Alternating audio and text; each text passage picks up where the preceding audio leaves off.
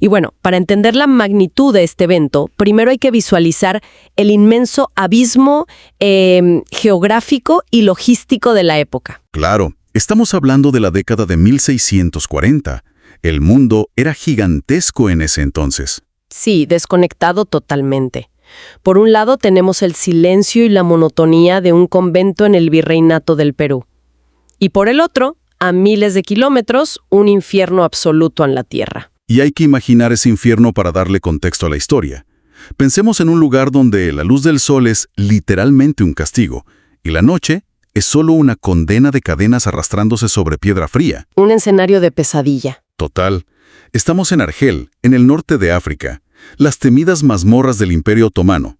Allí, cientos de cristianos capturados en las aguas del Mediterráneo languidecen en los llamados baños. Que el término baño suena inofensivo, pero... Pero nada que ver. Son recintos insalubres, oscuros, diseñados específicamente para el hacinamiento.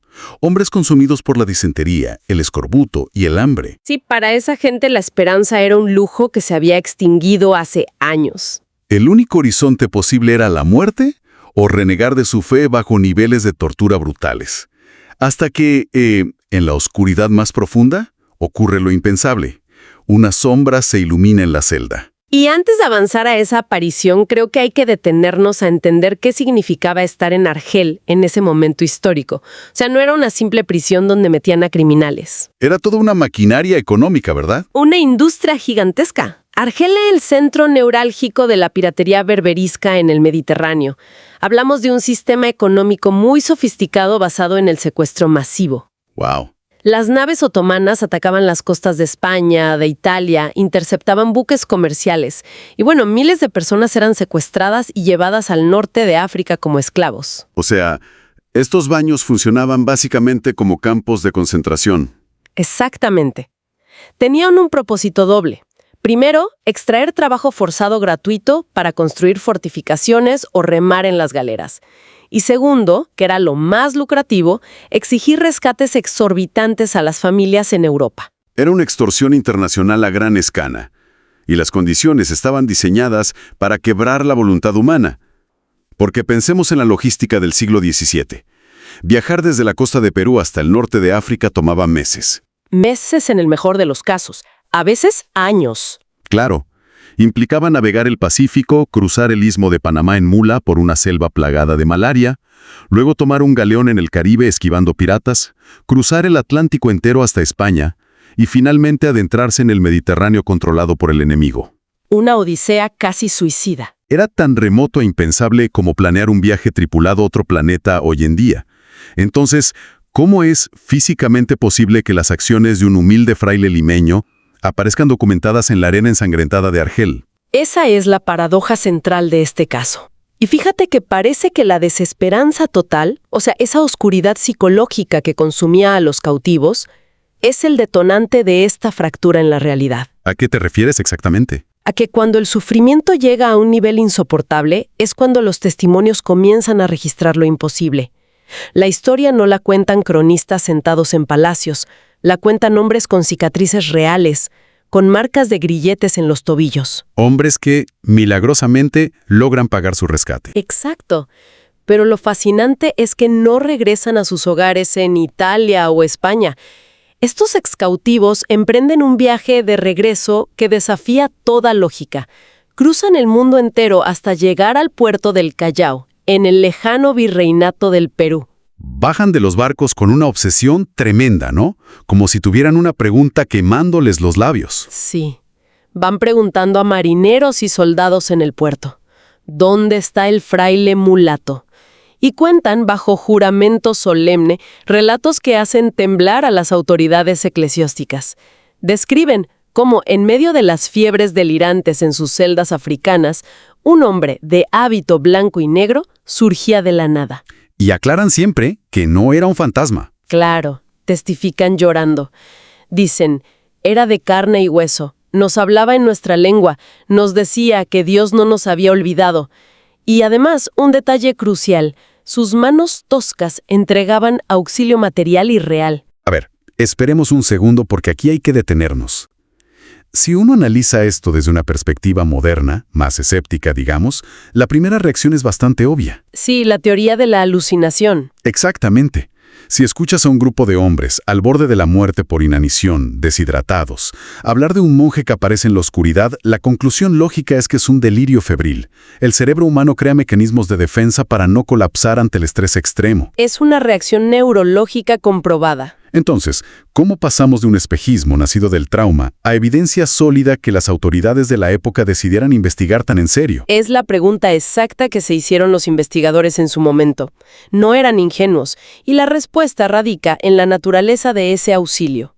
Una alucinación colectiva no te entrega una moneda de plata maciza con la que al día siguiente sobornas a un guardia otomano. Claro, el dinero no se materializa de un delirio.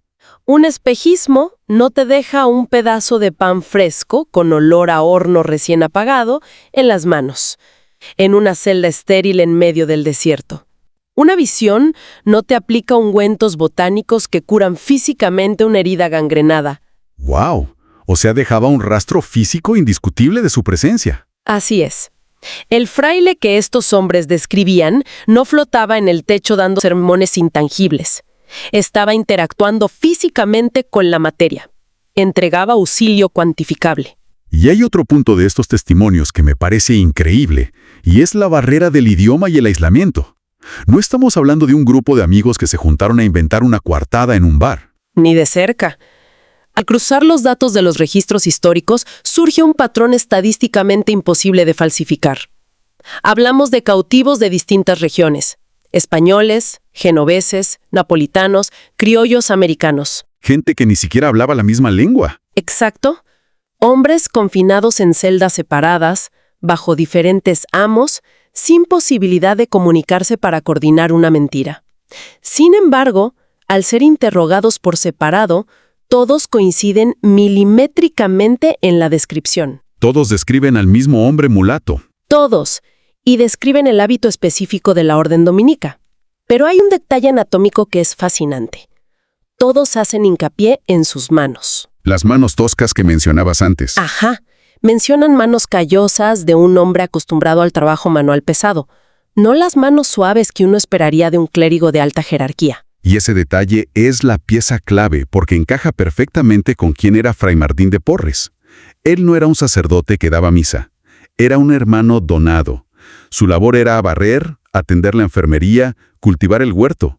Sus manos literalmente contaban la historia de su vida. Eran las manos de un trabajador. Exacto. Pero volvamos al viaje de estos hombres, porque aquí es donde se desencadena el conflicto principal del expediente. Logran comprar su libertad, usan las monedas de plata que recibieron en la celda y deciden emprender ese viaje suicida hasta Lima. En lugar de volver a sus familias que los daban por muertos en Europa. Sí. El nivel de gratitud es tan abrumador que tienen que encontrar a su salvador, y esa llegada a Lima provoca el clímax de esta historia, una colisión brutal entre dos realidades. Es el momento en que el expediente deja de ser un rumor lejano de marineros y se convierte en una crisis institucional para la Iglesia en América. Hay que imaginarse la escena. Meses de viaje extenuante. Finalmente llegan a los pesados portones del convento del Rosario, ahí en la capital virreinal. Entran al claustro y ven a un hombre barriendo el suelo empedrado o entregando un plato de sopa en la portería. Y el tiempo se detiene para ellos. Totalmente. Gritan, caen de rodillas, lloran. Es él, Padre Martín. Él nos trajo el pan y la plata en las mazmorras. Imagina el alboroto sacudiendo la paz del convento. Intentan besarle las manos callosas. Las reconocen al instante. Pero ahí mismo, la realidad de Lima impone un freno en seco. Los superiores del convento se quedan atónitos. O sea, ¿de qué África están hablando? Fray Martín jamás ha salido de esa ciudad. Nunca pisó un barco en su vida. A ver, analicemos esto con la frialdad de un juez moderno. Tenemos testigos presenciales identificando positivamente a un sujeto. Hombres que cruzaron el planeta arriesgándolo todo solo para darle las gracias. Pero por otro lado, tienes la coartada institucional más blindada del siglo XVII. Sí, los libros de registro del convento. Escapó un tiempo, se subió a un buque comercial, llegó a Argel, hizo sus buenas obras y regresó en secreto. Es una hipótesis muy lógica. Intentar buscar el viaje físico, ¿no? Pero cuando uno examina la estructura burocrática del Imperio Español y de las órdenes monásticas, esa posibilidad se desintegra por completo. Claro, no era como comprar un boleto de avión hoy en día y salir por la puerta de atrás. Exacto. Cruzar de América a Europa requería permisos reales, registros exhaustivos en la Casa de Contratación de Sevilla, listas de pasajeros, licencias de la iglesia. Nadie cruzaba el océano de incógnito, y mucho menos un fraile mulato sin recursos. Y además, dentro del propio convento, el control era súper estricto. La vida dominica está literalmente regida por la campana. Milimétricamente dividida. El día a día tenía rezos comunitarios constantes. Los maitines a la medianoche, los laudes al amanecer, las vísperas en la tarde. Fray Martín era el enfermero principal, el encargado de la portería y la ropería. Era indispensable en la rutina diaria. Repartía comida a cientos de pobres en la puerta todos los días, siempre a la misma hora. Sus superiores llevaban libros de registro muy precisos. Si él hubiese faltado a sus deberes un solo día, habría quedado documentado. O sea, una ausencia de meses para ir a África habría sido un escándalo gigante. Y sin embargo, decenas de frailes juraron formalmente que Fray Martín estuvo allí en Lima ininterrumpidamente todos y cada uno de los días de su vida. Es un callejón sin salida lógico, una paradoja absoluta. Pero fíjate que lo que a mí me resulta aún más fascinante que este misterio logístico es la reacción del propio Martín de Porres cuando estalla el escándalo. Es una reacción muy particular. Sí, porque si alguien logra una hazaña de esta magnitud, la tendencia humana natural es el ego. Es reclamar el mérito, convertirse en el centro de atención, ser venerado como un santo en vida. Y es precisamente la ausencia total de ese ego lo que desconcertó a sus superiores. Imagínate al prior del convento, atónito por los gritos de los excautivos, llamando a Martín para interrogarlo formalmente, esperando una gran revelación mística. ¿Y qué se encuentra? Un muro de humildad. Martín evade por completo el protagonismo. No confirma ni desmiente con discursos grandilocuentes. Se encoge de hombros, mantiene un silencio profundo, y ante la insistencia sobre cómo pudo consolar a esos hombres tan lejos, da una respuesta que desarma la lógica racional. Esa frase famosa, ¿no? Sí, dice simplemente con una sonrisa: si Dios lo quiere, todo es posible. Cero jactancia. Para él, entregar un pedazo de pan en Argel o barrer el patio en Lima tenían exactamente el mismo peso. Ambos eran simplemente actos de servicio puro. Esa humildad debió ser exasperante para los investigadores de la iglesia. Seamos realistas, a la iglesia local seguramente le habría encantado proclamar a los cuatro vientos que tenían a un monje haciendo milagros intercontinentales. Hubiera sido una publicidad increíble. Exacto. Pero no podían simplemente aceptar estos relatos de manera informal, porque había un riesgo institucional inmenso. Y aquí quiero presionar un poco la narrativa. A ver, dime. Hoy en día, mucha gente podría pensar, bueno, es el siglo XVII. La gente creía en brujas, en monstruos marinos. Seguro la iglesia hizo la vista gorda, aceptó el cuento de los marineros y validó el milagro para aumentar su propio prestigio. ¿No es esa la explicación más cínica y sencilla? Es una visión muy común hoy en día, claro, pero ignora por completo la maquinaria legal y judicial de la iglesia de la época. Para que este suceso quedara registrado oficialmente, tuvo que pasar por lo que se conoce como el proceso apostólico. Que suena formal, pero era durísimo. Un tribunal sumamente hostil y severo. Su objetivo fundamental no era celebrar un milagro, era dudar de él. ¿Y cómo funcionaba exactamente ese nivel de duda institucional en la práctica? Existía una figura legal específica, conocida como el promotor de la fe. Coloquialmente, la gente lo llamaba el abogado del diablo. El famoso abogado del diablo. Ese mero. Su único trabajo, su responsabilidad absoluta, era buscar el fraude a como diera lugar. Interrogaban a los testigos bajo juramentos solemnes. Y ojo, el perjurio en ese tribunal se consideraba un pecado mortal que acarreaba la excomunión inmediata. O sea, nadie iba a mentir a la ligera bajo esa amenaza. Nadie en su sano juicio. El tribunal cruzaba todos los datos buscando la mínima contradicción. Le preguntaban a los excautivos: ¿qué día exacto, de qué mes, de qué año lo vieron en la celda? Y luego iban a revisar los libros del convento en Lima. Exactamente. Revisaban los registros de Lima de ese mismo día y año. Y el resultado era abrumador. En los mismos días de mayor angustia relatados en África, la comunidad en Lima atestiguaba bajo juramento que Martín de Porres permanecía largas horas en estado de trance, en oración profunda frente al altar. El cruce perfecto de testimonios independientes. Así es.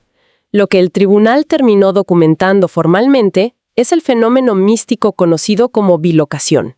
Bilocación, una palabra pesada. Muy pesada.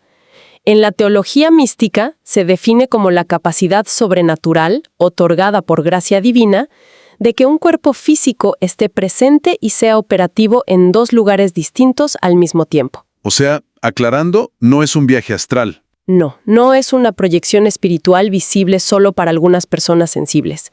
Es una presencia material tangible. Fray Martín tocaba el pan, curaba las heridas, entregaba monedas. Y aquí es donde creo que llegamos al verdadero corazón de este expediente. Lo que asombra no es el mecanismo del milagro en sí, no es el truco cósmico de aparecer y desaparecer. Es la motivación detrás del acto. El por qué lo hizo. Esa es la clave. Exacto. El asombro ante la ruptura de las leyes de la física palidece cuando uno entiende la fuerza que impulsó ese quiebre. A Martín de Porres no le interesaba demostrar superioridad intelectual ni científica sobre las leyes naturales. No buscaba que lo estudiaran siglos después. No buscaba la fama. Su único impulso era una compasión que no conocía fronteras. Había seres humanos perdiendo literalmente la cordura en el rincón más infernal del mundo conocido. Hombres que habían sido olvidados por reyes, por ejércitos y gobiernos. Y la fuerza de su caridad fue tan absoluta, su empatía por el sufrimiento ajeno fue tan inmensa, que rasgó el tejido del espacio y el tiempo para ir a socorrerlos. Es una síntesis perfecta. Y ese es precisamente el veredicto oficial con el que cierra la investigación de la época. Sí, el proceso apostólico concluyó que la simultaneidad de estos eventos era una verdad respaldada por evidencia testimonial cruzada y registros que no dejaban margen para el error humano o el engaño. Este caso increíble se aceptó y se convirtió en uno de los pilares jurídicos y teológicos para cimentar la canonización de San Martín de Porres.